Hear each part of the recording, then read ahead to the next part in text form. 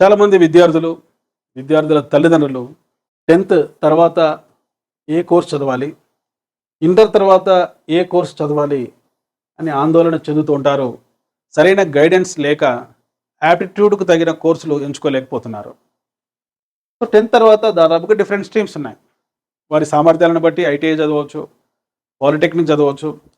మరి ఇంటర్‌లో MPC, BiPC లేక ఈ 2 కలిపి ఉండే ఎంబైపీసీ, సీఈసీ, హెచ్ఈసీ చదవచ్చు. అయితే ఒక కోర్సు ఎంపిక చేసుకునేటప్పుడు కొన్ని విషయాలు గుర్తించాలి.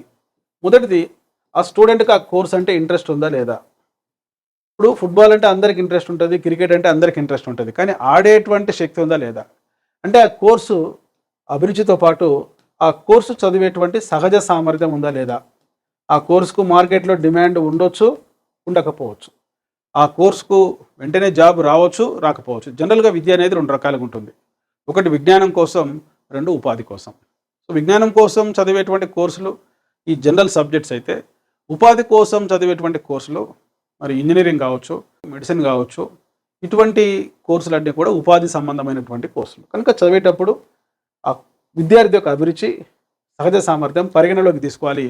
తర్వాత ఇంటర్ తర్వాత ఏ కోర్సులు చదవాలి? Central board of secondary education వారు, ఎన్సీఆర్టీ వారు ఒక ఇంటర్ తర్వాత చదివేటువంటి కోర్సులు మనకు వాళ్ళ యొక్క వెబ్సైట్లో ఉంచడం జరిగింది. కనుక ఇంటర్ తర్వాత కూడా మరి విద్యార్థి యొక్క అభిరుచిని బట్టి, విద్యార్థి యొక్క సహజ సామర్థ్యాన్ని బట్టి, ఆ విద్యార్థి యొక్క గోల్ను బట్టి కోర్సు ఎంపికలో టీచర్స్, తల్లిదండ్రులు సహకరించాలి. సైకాలజీలో ఒక టాపిక్ ఉంది, గైడెన్స్. గైడెన్స్ అనేది 3 రకాలు: విద్యాపరమైన మార్గదర్శకత్వం, వృత్తిపరమైన మార్గదర్శకత్వం, అదేవిధంగా వ్యక్తిగత మార్గదర్శకత్వం.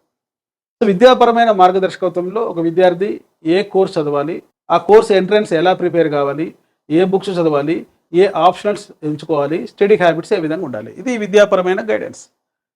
వృత్తిపరమైనటువంటిది matching the right man for the right job, సరైన వ్యక్తికి సరైన ఉద్యోగం అనేటువంటి మోటోతో అందించబడేది వృత్తిపరమైన మార్గదర్శకత్వం. ఏ జాబ్కు ఎంపిక కావాలి, ఆ జాబ్కు సంబంధించినటువంటి యాప్టిట్యూడ్ ఉందా, పర్సనాలిటీ ట్రైట్స్ ఉన్నాయా, క్వాలిఫికేషన్స్ ఉన్నాయా, ఆ జాబ్లో ఒకవేళ అతను ఒత్తిడికి గురైతే మార్గదర్శకత్వం అందించడం, ఇవన్నీ కూడా వృత్తిపరమైన మార్గదర్శకత్వం. ఇక్కడ ఒక ప్రశ్న ఉంది.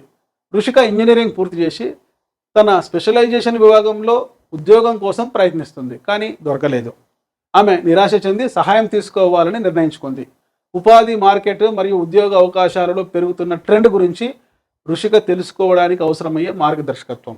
కనుక ఇక్కడ ఒక ఉపాధి కోసం అందించవలసిన గైడెన్స్ ఆన్సర్ ఏంటంటే వృత్తిపరమైన వొకేషనల్ గైడెన్స్ అనేది అవుతుంది. ఇటువంటి కంటెంట్తో కూడుకున్న వీడియోస్ కోసం వెంటనే సబ్స్క్రైబ్ చేసుకోండి. డాక్టర్ మోజెస్ ఎమిల్ అనే మా యూట్యూబ్ ఛానల్.